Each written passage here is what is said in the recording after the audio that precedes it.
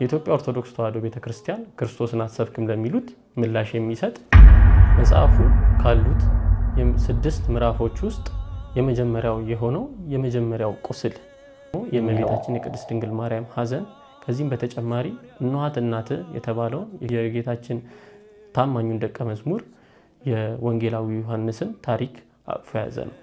ኃጢአታችን ከክርስቶስ ያርቀናል ብለን ማሰብ የለብንም። እኛ ከክርስቶስ እንርቃለን። በነገራችን ላይ ትህትና ባይኖር ኖሮ ክርስትና እንኳን ወደ ኢትዮጵያ አይገባም ነበር።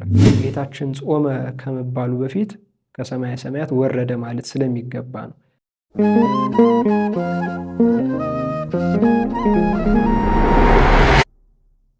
በስመ አብ ወወልድ ወመንፈስ ቅዱስ አሐዱ አምላክ አሜን። የእግዚአብሔር ስም ይመሰገን ዘንድ እንደምንቆያችሁ ምሕረቱ ቸርነቱ መግቦቱ ከኛ ያልተለየ የአባቶቻችን አምላክ ልዑል እግዚአብሔር ስሙ የተመሰገነ ይሁን። ይህ ሳምንት በቤተ ክርስቲያናችን አስተምህሮ ሰሙነ ሕማማት እየተባለ ይጠራል።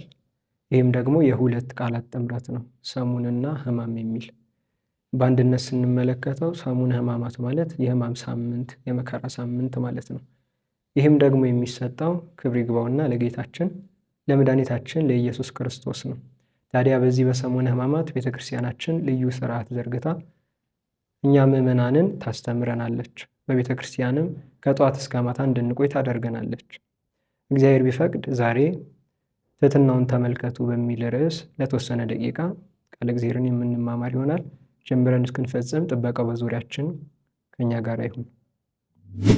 ስለ ትሕትና ስንናገር ዓለማችን ብዙ ትሑታን ሰዎችን አስተናግዳለች። በተለይ መጽሐፍ ቅዱስን ስንመለከት በኦሪት ዘኍልቍ ምዕራፍ 12 ቁጥር 3 ላይ ቅዱስ ሙሴን እንመለከታለን። ቃሉ ሲናገር እንዲህ ይላል፣ ሙሴ በምድር ላይ ካሉ ሰዎች ይልቅ እጅግ ትሑት ነበረ ይላል። ሙሴ እጅግ ትሑት ነበረ። ትሑት በመሆኑም ምክንያት እስራኤላውያንን ለመምራት የተመረጠ ቅዱስ ሰው ነው። እንደውም በዚህ በኦሪት ዘጸአት ምዕራፍ 32 ላይ ቁጥር 33 ላይ እስራኤላውያን ጣዖት አምልከው ሙሴን በጠበቁት ጊዜ እግዚአብሔር እንዲያጠፋቸው አልጸለየም። ቅዱስ ሙሴ ምንድን ያለው? ይህን ኃጢአታቸውን አትመልከትባቸው፣ እነሱን ከምታጠፋ እኔን ከሕይወት መጽሐፍ ላይ ሰርዘኝ ብሎ የተናገረ ትሑት ሰው ነው። ትሕትና የተገለጠው በዚህ ነው። ማንም ሰው ሌላ ሰው ባጠፋው ጥፋት ራሱን መውቀስ፣ ራሱን ቤዛ ማድረግ አይፈልግም። ግን ቅዱስ ሙሴ ራሱን ለሕዝቡ አሳልፎ የሰጠ ትሑት መሪ ነበረ። ዛሬም ለቤተ ክርስቲያናችን እንዲህ ትሑት የሆነ መሪ ያስፈልጋታል። ትሕትና ሲኖር ነው እግዚአብሔርም በብዙ ነገር ላይ የሚሾመን። ስለዚህ ትሕትና ወሳኝነት አለው። እንደውም ቀደምት አባቶቻችን ሁላ እጅግ ትሑት ነበሩ። ከእግዚአብሔር ጋርም ግንኙነት የነበራቸው በትሕትናቸው ነው። ቀደምት አባቶቻችን ያሳለፉትን የአድዋን ታሪክ እንኳን ስንመለከት ፈሪሃ እግዚአብሔር ስለነበራቸው፣ ከእግዚአብሔር ጋር ይበልጥ ግንኙነት ስለነበራቸው እንዲያሸንፉ ምክንያት ሆኗል። እና ቀደምት አባቶቻችን እንኳን የሚታወቁት በትሕትና ነው። በነገራችን ላይ ትሕትና ባይኖር ኖሮ ክርስትና እንኳን ወደ ኢትዮጵያ አይገባም ነበረ። ይሄ እንዴት ነው ካልን መጽሐፍ ቅዱሳችንን መመልከት ነው። መጽሐፍ ቅዱሳችንን ስንመለከት በሐዋርያት ሥራ ምዕራፍ 8 ቁጥር 30 ላይ አንድ ታሪክ እናገኛለን። ይህ ሰው ኢትዮጵያዊ ነው። ለንግስት በጊዜው ንግስት ለነበረችው ለኢትዮጵያዊቷ ንግስት ጃንደረባ የነበረ ቅዱስ ሰው ነው። ይህ ሰው ከኢየሩሳሌም ወደ ኢትዮጵያ በዓል አክብሮ ሲመለስ መንገድ ላይ ከሰባቱ ዲያቆናት አንዱ የሆነው ቅዱስ ፊልጶስ ያገኘዋል። ባገኘው ጊዜ መጽሐፍ እያነበበ ነበር፣ የትንቢት መጽሐፍ ጃንደረባው። እና ፊልጶስ ቀርቦ በውኑ የምታነበውን ታውቀዋለህን ብሎ ተናገረው። እንግዲህ አስተውሉ። እኛ እንዲህ ብንባል ኖሮ ምንድን ነበር የምናደርገው? እንዴት እንደዚህ ትናገረኛለህ እኔ እኮ ብለን ለመናገር እንሞክራለን። ግን ይህ ሰው በጣም ትሑት ስለነበረ የሚመራኝ የሚያስተምረኝ ሳይኖር እንዴት ይህንን ልረዳው እችላለሁ ብሎ አለው። ስለዚህ ይህንን በማለቱ ምክንያት ቅዱስ ፊልጶስ አስተምሮት አጥምቆትም ጭምር ወደ ኢትዮጵያ ልኮታል ማለት ነው። በዚህ ምክንያት ክርስትና ወዴት ገብቷል? ወደ ኢትዮጵያ ገብቷል። እንግዲህ አስተውሉ። ይህ ጃንደረባ ትሕትና የሌለው ቢሆን ኖሮ ምን ሊፈጠር እንደሚችል ማሰብ አይከብድም። ስለዚህ ቀደምት አባቶቻችን እንኳን ይታወቁ የነበሩት በትሕትናቸው ነው ማለት ነው። ስለዚህ ትሑታን መሪዎች ነበሩ። እንግዲህ ትሑታን እረኞችም ጭምር ነበሩ። ታዲያ የእነዚህ የእረኞች ሁሉ የበላይ የሆነው ጌታችን መድኃኒታችን ኢየሱስ ክርስቶስ ነው። ፍጹም ትሑት እረኛ የሆነው እሱ ነው። ትህትናውንም ሲናገር በማቴዎስ ወንጌል ምዕራፍ 11 ቁጥር 29 ላይ ከእኔ ተማሩ እኔ ትሁት በልቤም ትሁት ነኝ ብሎ ጌታችን መድኃኒታችን ኢየሱስ ክርስቶስ ተናግሯል። ትህትናውን እንኳን የተናገረ አምላክ ነው። ይህ ትህትናው በብዙ መንገዶች ሊገለጥ ይችላል። በብዙ መንገዶች ልናየው እንችላለን። ምናልባት ለዛሬ 6 የሚያህሉ ነጥቦችን ለማየት እንሞክራለን። የመጀመሪያውን ከማየታችን በፊት ይህን የዐቢይ ጾም ገና ስንጾም ቤተክርስቲያናችን ዘወረደ ብላ ጾሙን ጀምራለች። እንግዲህ ዘወረደ ማለቷ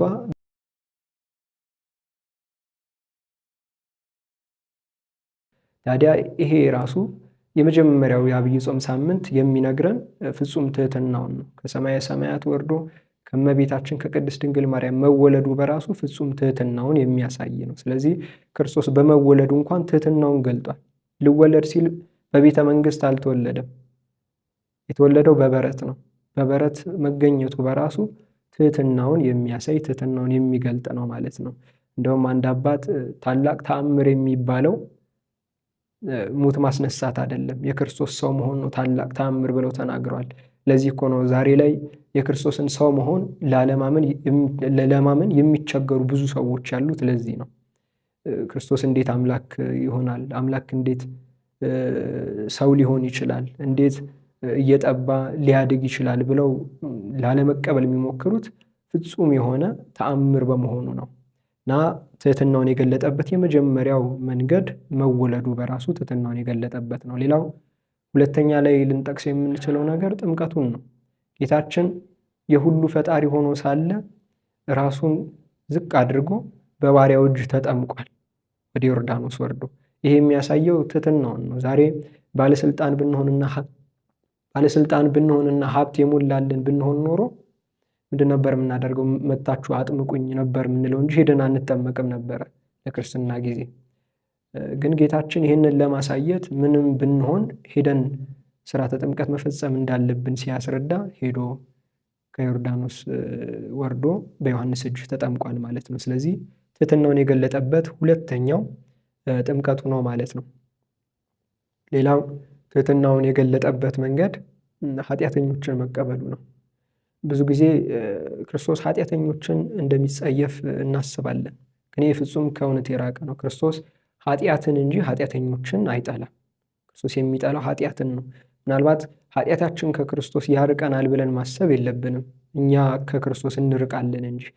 ለዚህ እኮ ነው በዚህ በሉቃስ ወንጌል ምዕራፍ 15 ቁጥር 1 ላይ አንድ ነገር እንመለከታለን። ኃጢአተኞች ወደ እርሱ ቀርበው ይማሩ እንደነበረ እንመለከታለን። በሉቃስ ወንጌል ምዕራፍ 15 ቁጥር 1 ላይ ኃጢአተኞች ቀርበው ይማሩ ነበር ከእርሱ።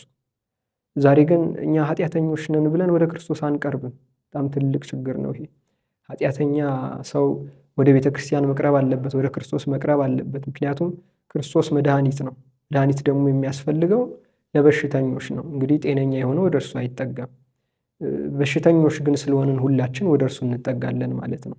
ስለዚህ ክርስቶስ መድኃኒት ስለሆነ ወደ እርሱ መጠጋት አለብን። ኃጢአተኞች እንኳን ወደ እርሱ ሊማሩ ይቀርቡ ነበር ብሎ ቅዱስ ሉቃስ ስለነገረን ማለት ነው። ታዲያ እነዚህ ሰዎች እነዚህ ኃጢአተኞች ወደ ክርስቶስ ከቀረቡ በኋላ ፈሪሳውያን በጣም እያጉረመረሙ ነበረ። ይህ እንዴት ከኃጢአተኞች ጋር ይበላል ብለው ክርስቶስ ላይ አጉረምርመውበት ነበረ። ግን ጌታችን ኃጢአትን እንጂ ኃጢአተኞችን ስለማይጠላ ወደ እነርሱ ቀርቦ ነበር እና ጌታችን እኛን ሊቀርበን ይፈልጋል። እኛ ግን ኃጢአተኛ ነን እያለን ከእርሱ መሸሽ የለብንም። ይበልጡኑ ደግሞ ንስሐ ገብተን ወደ እርሱ መጠጋት አለብን ማለት ነው። ስለዚህ ትሕትናውን የገለጠው ኃጢአተኞችን በመቀበሉ ጭምር ነው ማለት ነው። እንደውም በራእይ መልእክቱ ሲናገር ራእይ ምዕራፍ 3 ቁጥር 20 ላይ ምን ይላል? እነሆ ከደጅ ቆሜ አንኳኳለሁ፣ ማንም ደጁን ቢከፍትልኝ ወደ እርሱ ገብቼ ከእርሱ ጋር እራት እበላለሁ፣ እሱም ከኔ ጋር ይበላል ብሎ ይናገራል።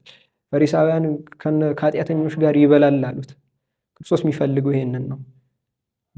በዛው እኛን ወደ ድህነት ሊመልሰን ስለሚፈልግ ማለት ነው። ስለዚህ ክርስቶስ ሁሌ በራችን ላይ ቆሞ ያንኳኳል፣ ይጠራናል። ማንም ደጁን የሚከፍትልኝ ቢኖር ወደ እርሱ እገባለሁ አለ። ዛሬ ልባችንን መክፈት ነው ያቃተን።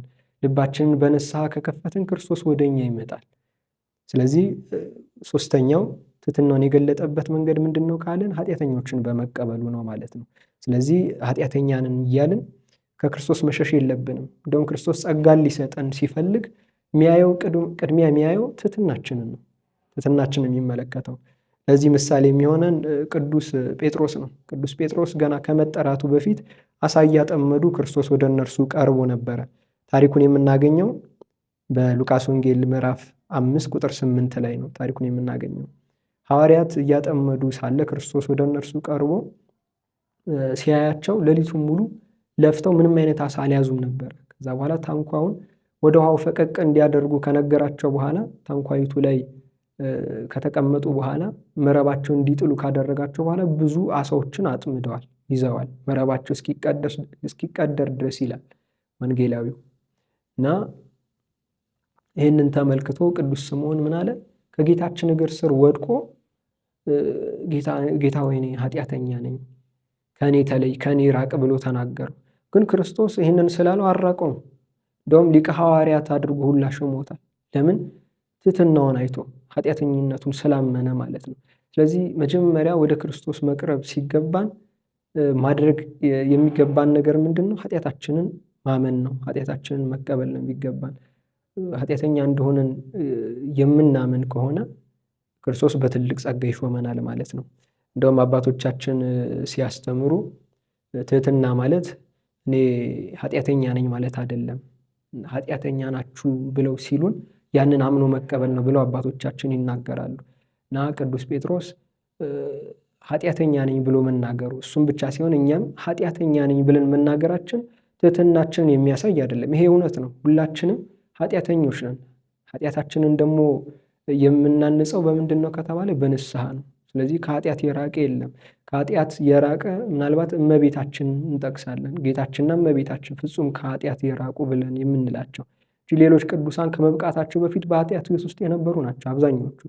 ስለዚህ ኃጢአትን አምኖ ወደ ክርስቶስ መምጣት ይበልጥ ለትልቅ ጸጋ፣ ለትልቅ በረከት ይጋብዘናል ማለት ነው። ሌላው አራተኛው ጌታችን ትሕትናውን የገለጠበት ምንድን ነው ካልን ስድብን ታግሶ በመቀበል ነው። ስድብን ታግሶ ተቀብሏል። ሎቱ ስብሐት። ጌታችን ተሰድቧል። በዚህ በዮሐንስ ወንጌል ምዕራፍ 10 ቁጥር 20 ላይ ስንመለከት ጌታችንን ሎቱ ስብሐት ጋኔን እንኳን ብለው ተሳድበዋል። ክብር ይግባውና ጌታችንን እስከ መሳደብ ድረስ ደርሰዋል። አይሁዳውያን ጋኔን ያደረበት ሰው ነው፣ እንዴት እሱን ትሰሙታላችሁ ብለው አይሁድ ክርስቶስ ላይ ዘብተዋል፣ ተሳድበዋል። እና ይህንን ክርስቶስ ታግሷል። በዚህ ትሕትናው ታይቷል። ሲሰደብ ዝም ብሏል። ቅድም ብለናል። ትሕትና ማለት ስንሰደብ መታገስ ነው። እናንተ እንዲህ ናችሁ ስንባል መታገስ ይሄ ትሕትና ነው። ክርስቶስ ትሕትናውን ደግሞ የገለጠው በዚህ ነው። ዛሬ እኛ ብንሆን እንዲህ ተብለን ብንሰደብ ወደ ሌላ ጸብም የምንጋበዝ ነን አብዛኞቻችን። ግን ክርስቶስ መሰደብን እንኳን ጋኔን አለበት መባልን እንኳን ክብር ይግባውና በጸጋ ተቀብሏል፣ በትዕግስት አልፎታል ማለት ነው። ስለዚህ ትሕትናውን የገለጠበት አራተኛው መንገድ ምንድን ነው ካልን ሲሰደብ በመታገሱ ምክንያት ነው። ዛሬም ይህንን ማድረግ አለብን። ስንሰደብ መታገስ መቻል አለብን። ስለ ስሜ በብዙዎች ዘንድ የተጠላችሁ ትሆናላችሁ ተብሎ እኮ ነው የተነገረን በወንጌል። ስለዚህ መታገስ ይገባናል። ስንሰደብም ምንም ስንባል ትዕግስት ማድረግ አለብን። ስለዚህ አራተኛው ከጌታችን የምንማረው ይሄንን ነው ማለት ነው። ሌላው አምስተኛው ክርስቶስ ትሕትናውን የገለጠበት መንገድ ምንድን ነው ብንል የሐዋርያቱን እግር ዝቅ ብሎ ማጠቡ ነው። እንግዲህ እግር ማለት የመጨረሻ የሰውነት ክፍላችን ነው። መሬት የሚረግጥ የሰውነታችን ክፍል ነው። ብዙ ቆሻሻ አለበት፣ ብዙ እድፍ አለበት። ግን ይህንን እግር ክርስቶስ ዝቅ ብሎ ነው ያጠበው። እንደው በዚህ ዘመን ቢሆን አስፋልቱ ምኑም ጽዱ ነው በሚል እግራችን ብዙ ቆሻሻ ላይኖረው ይችላል። በዛ ዘመን ግን ስንት ነገር ነበር። መንገዶች ያልተስተካከሉ፣ ምናልባትም የሐዋርያት እግር በጭቃ የተለወሰ ሊሆን የሚችል ይሆናል። እንግዲህ ያንን እግር ነው ዝቅ ብሎ ሳይንቅ ጌታችን ያጠበው። የሚገርመው ነገር በዚህ ዘመን ይሄ ስርዓት ጠፍቷል። በፊት በኢትዮጵያ ውስጥ በሀገራችን እግር የማጠብ ባህል ነበረን። ልጆች አባቶቻቸውን ዝቅ ብለው ያጥቡ ነበር። ዛሬ ይሄ ባህል ግን የለንም። ይሄ ስርዓታችን የለም። ብዙ ጊዜ በገጠሪቱ በኩል ነው የሚስተዋለው። ያም ቢሆን አሁን እየጠፋ እየታየ ነው፣ ወደ መጥፋት እየሄደ ነው። ይህን ነገር ማስቀጠል አለብን። እግር ማጠብ ትልቅ በረከት አለው። ዛሬ ሚስት የባሏን፣ ባል የሚስቱን እንዲሁም የልጆቹን ታላቅ የታናሹን እግር ማጠብ አለበት። ይህንን መልመድ አለብን። ለምን ብቻ ለጸሎተ ሐሙስ ጊዜ ብቻ ለምን እናደርጓለን? በሕማማት እግር የሚታጠብበት ቀን ሐሙስ ቀን ነው። ካህናት አባቶቻችን ዝቅ ብለው በክርስቶስ ምሳሌነት የምዕመኑን እግር ያጥባሉ። ይሄ ትሕትናቸውን ለመግለጥ ነው፣ የክርስቶስንም ትሕትናውንም ጭምር ለማስታወስ ነው። እና ዛሬ ይህንን ስርዓት እናስቀጥለው። ምናልባት በሳምንት አንዴ፣ በወር አንዴ ሊሆን ይችላል።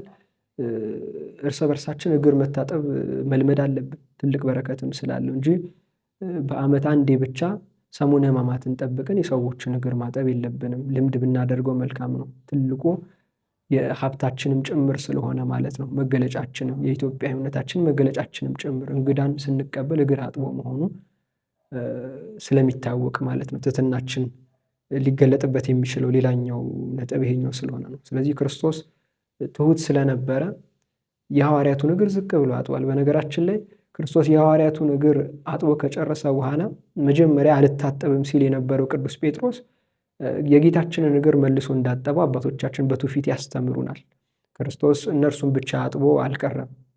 ሐዋርያው ቅዱስ ጴጥሮስ አንተ ብቻ አጥበህ ለምን ይቀራል? ደግሞ እኔም በረከቱን ላግኝ ብሎ ጌታችንን አስፈቅዶ የጌታችንን እግር እንዳጠበ አባቶቻችን በትውፊት ያስተምሩናል። ስለዚህ ትሕትናውን የገለጠበት አምስተኛው ነጥብ ምንድን ነው ካልን የሐዋርያትን እግር ዝቅ ብሎ ማጠቡ ነው ማለት ነው። እና ስድስተኛው ምንድን ነው ብለን ደግሞ ብንጠይቅ ጌታችን በዕለተ ዓርብ መከራ ባጸኑበት ሰዎች ላይ ምንም አይነት ቁጣ፣ ምንም አይነት መዓት አለማድረሱ በራሱ ይህ ፍጹም ትሕትናውን ያሳያል። ዛሬ እኛ አንድ ሰው መጥቶ በደል ቢፈጽምብን ወይ ቢመታን ቢገፋን ዝም አንለውም። ለድብድብም ልንጋበዝ እንችላለን፣ ወደ ጸብ ልናመራ እንችላለን። ግን ጌታችን የሚሰቅሉትን አይሁድ እንኳ ታግሷቸዋል። ሁሉን ማድረግ የሚችል አምላክ ሆኖ ሳለ ያንን በትዕግስት ታግሷቸዋል፣ በትዕግስት አልፏቸዋል። በሐሙስ ምሽት 3 ሰዓት ላይ ሐዋርያው ይሁዳ ቀርቦ ወደ ክርስቶስ ስሙ አሳልፎ ሲሰጠው የተናገረው ነገር በጣም ልብን ይነካል። ጌታችን ቀርቦ ይሁዳ ሲሰማው ምንድን ነው ያለው? ወዳጄ ሆይ ብሎ ነው የተናገረው። ይገርማል። የሚበድለን ሰው እያወቅን ወዳጄ ብለን የምንጠራ ማኖቻችንን? ማናችንም የሚበድለን እንደሚበድለንም የምናውቀውን ሰው ወዳጄ ብለን አንጠራ። ግን ክርስቶስ ፍጹም ትሑት ስለሆነ አሳልፎ ለመስጠት መጥቶ በሐሙስ ምሽት የሳመውን ይሁዳ እንኳን ወዳጄ ሆይ ምን ልታደርግ መጣህ ብሎ ነው የተናገረው እንጂ ጠላቴ ሆይ ምን ልታደርግ መጣህ አላለውም። ወዳጄ ሆይ ብሎ ነው የጠራው። ስለዚህ ክርስቶስ ፍጹም ትሕትናውን አሳይቷቸዋል። በዕለተ ዓርብ በችንካር እጆቹን ለመቸንከር እጆቹን ሲዘረጉ አልታገላቸውም። እጁን ቀጥታ ነው የሰጣቸው፣ ዘርግቶ ነው የሰጣቸው። እኛ አይደለም በመስቀል ላይ ለመቸንከር እንደ አንዳንዶቻችን እኮ ወደ ሆስፒታል ሄደን እንኳን መርፌ ለመወጋት ስንል በጣም ነው የምንሳቀቀው። ለመታገልም እንኖር ይሆናል። ግን ክርስቶስ በመርፌ አይደል በችንካር በረዥም ሚስማሮች እጆቹ ሲቸነከሩ አልታገላቸውም። እጁን ቀጥታን የዘረጋላቸው እና ፍጹም ትሑት ሆኖ ያንን ሁሉ መከራ ሲያደርሱበት፣ ምራቃቸውን ሲተፉበት፣ ራሱን በዘንግ ሲደበድቡት አንዲት ቃል አልተነፈሰም፣ ዝም ነው ያለው። ስለዚህ በዚህ ሁሉ ነገር የክርስቶስ ትሕትና ተገልጧል፣ የክርስቶስ ትሕትና ታይቷል። ስለዚህ እኛም ዛሬ ይህንን የክርስቶስን ሕማማቱን ስናስብ ትሕትና ነው መማር ያለብን። በእርግጥ ሙሉ ሰሙነ ሕማማቱን ብንመለከት የሚያስተምረን ትሕትና ነው። ሁልጊዜ ቤተክርስቲያናችን ጾምን ስታውጅ ልታስተምረን የምትፈልገው ትሕትና ነው። ማነጻጸሪያ ማየት ከተፈለገ እንኳን የሚጾምና የማይጾምን ሰው መመልከት ነው። የሚጾመውን ሰው ስትመለከቱ በጣም ረጋ ያለ፣ ለማውራት እንኳን የማይቸኩል ይሆናል። ለምንድን ነው? ምግብ ስንመገብ ስጋዊ ባህሪያችን ያይላል። ለዛ ወደዚህ ወዲያ ወዲህ የማለት ባህሪዎች ልናሳይ እንችላለን። ግን ከምግብ ስንከለከል ስጋዊ ፍቃዳችን አንሶ መንፈሳዊ ስራን የመስራት ልማዳችን ይበረታታል። ያ ደግሞ የሚሆነው በጾም ነው። ጾም የሚጾም ሰው እንደ ክርስቶስ ትሑት ይሆናል፣ ትሕትናን ይላበሳል። እንደውም በጾም ሰዓት የሚኖረን ጸባይና በጾም ከተፈታ በኋላ ጾሙ ካለቀ በኋላ የሚኖረን ጸባይ እስቲ እናስተውለው ሁላችንም። በጾም ሰዓት በጣም የተረጋጋ ሆነን ከጾም በኋላ ግን በጣም ወደ ጥፋት የምናመራ እንሆናለን። ለምንድን ነው ይሄ ከተባለ ጾምን ስለምናስታጉል ነው ማለት ነው። ስለዚህ ከክርስቶስ ትሕትናውን የምንማርባቸው 6 መንገዶች እነዚህ ናቸው ማለት ነው። ስለዚህ ክርስቶስን መምሰል አለብን። እኔ ቅዱስ ነኝና እናንተ ቅዱሳን ሁኑ ብሎ የተናገረው ክርስቶስን አምላካችን ነው። ስለዚህ እሱን ነው መከተል ያለብን፣ እርሱን ነው መምሰል ያለብን። የክርስትናም ዋናው ጉዞ ግቡ እሱ ስለሆነ ክርስቶስን መምሰል ስለሆነ ማለት ነው። እንግዲህ ዛሬ ይህንን ብለናል። ትሕትናውን ተመልከቱ በሚል ርዕስ እግዚአብሔር የፈቀደውን በዚህ መልኩ ተነጋግረናል። ከዚህ በኋላ በተከታታይ የሚኖር ክርስትና በሚል ርዕስ ተከታታይ ክፍል ያለው መርሃ ግብር እያዘጋጀን እናቀርብላችኋለን። እንዲሁም በወንድማችን ብስራተ ገብርኤል ሳምንቱን ምን እናንብብ የሚል መርሃ ግብር ተዘጋጅቶ በቋሚነት ወደ እናንተ ስለሚቀርብ ቤተ ዝማሬን ሚዲያን ሰብስክራይብ እያደረጋችሁ እንድትቆዩ በእግዚአብሔር ስም እናሳስባለን። እንበለ ደዌ ወሕማም እንበለ ጻማ ወድካም አመ ከመ ዮም ያብጽሐነ ያብጽሐክሙ እግዚአብሔር በሰላም። ይቆየን። በምድር ላይ እሳትን ልጥል መጣሁ ያለውን የመምህሩን የክርስቶስ ወንጌሉን እሳት ለ3 ዓመታት ሲሞቅ የኖረው ጴጥሮስ በዚች ምሽት ግን ጊዜያዊ ምቾትን ፈልጎ የአይሁድን እሳት ለመሞቅ ቁጭ አለ። መቼም በሕይወታችን ውስጥ ከእግዚአብሔር ጋር የምንጣላው ለሥጋዊ ደስታችን ስንል በምንጠጋቸው አንዳንድ እሳቶች ምክንያት አይነቱ ይለያይ ይሆናል እንጂ እያንዳንዳችን ደስታን ፍለጋ ከእግዚአብሔር ርቀን የምንጠጋው የየራሳችን አንድ እሳት አለ። ጴጥሮስም ያደረገው ይህንን ነበር። ጴጥሮስ በዚያ ጨለማ ወደ እሳቱ በመጠጋቱ የእሳቱ ብርሃን ፊቱን በደንብ እንዲታይ ያደረገበት፣ ለምቾት የተጠጋው እሳት አጋለጠ። በብርሃኑ በኩል ተቀምጦም ሳለ አንዲት ገረድ አየችውና ትኩር ብላ ይህ ከእርሱ ጋር ነበረ አለች። የሉቃስ ወንጌል ምዕራፍ 22 ከቁጥር 56።